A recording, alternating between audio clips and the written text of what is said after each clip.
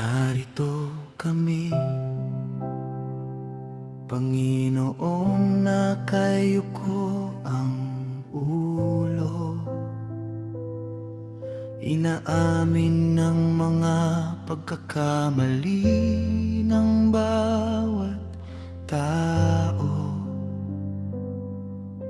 Linisin mo ang aming puso, hugasan ang aming kamay.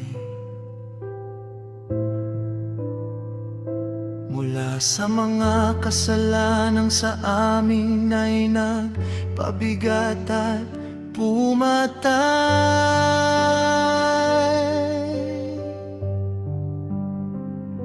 Patawad sa aming mga pagkukulang, sa aming pagsuway. Sa iyong mga utos na nagbibigay ng tunay na buhay. Bago kami humiling, kami muna'y magpapakumbaba.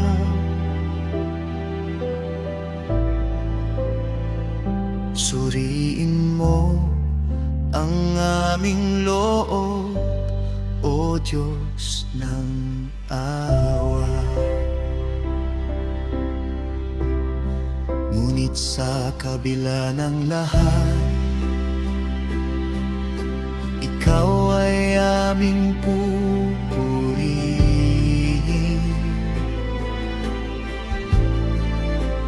Ang iyong pangalan sa buong mundo ay aming aawitin.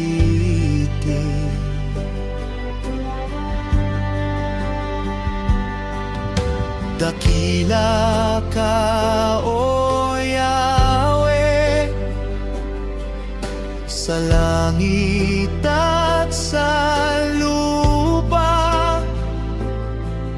Ang iyong kapangyarihan ay walang katulad, walang kapara. Ikaw ang hari ng mga hari, ang Alpha at Omega.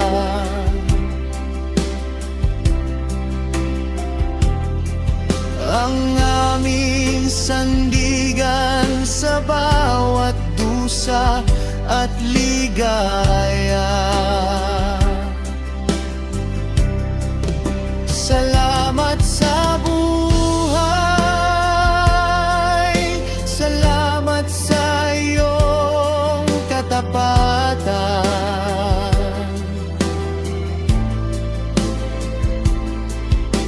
Purihin ka, O Diyos, magpakailanman. Dahan-dahang lumalapit sa iyong banal na dambana.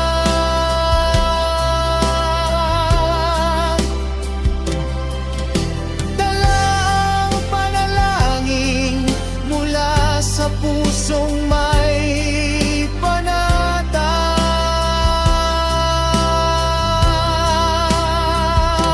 Heto ang aming tinig, heto ang aming pagsamo.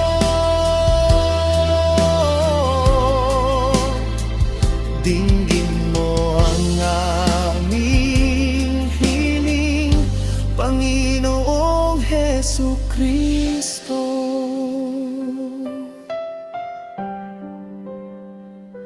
Ipagkaloob mo ang kagalingan sa aming bansa.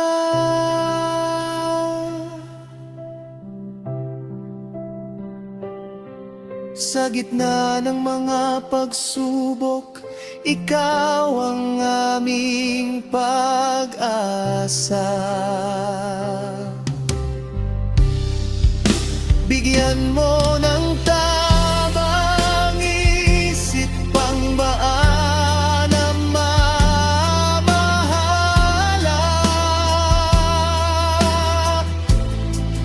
upang katarungan at katotohanan ang kanilang maihasik na kusa.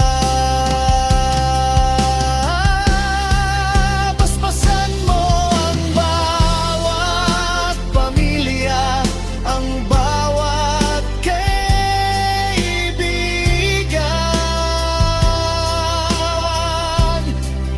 ang bawat taong naliligaw sa dilim ng kawalan.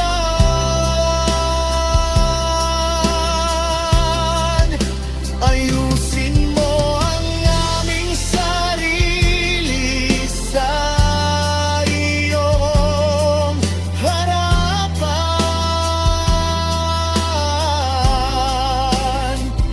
upang maging ilaw kami sa mundong may kadiliman.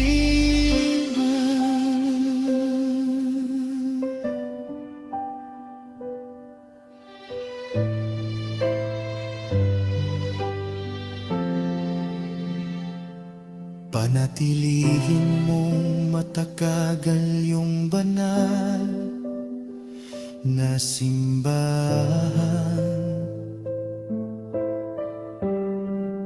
upang maging kuta ng katotohanan sa gitna ng labanan.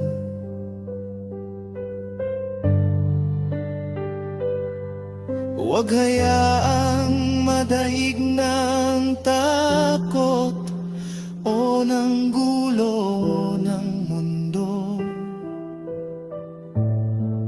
kundi manatiling tapat sa mga aral mo, Kristo.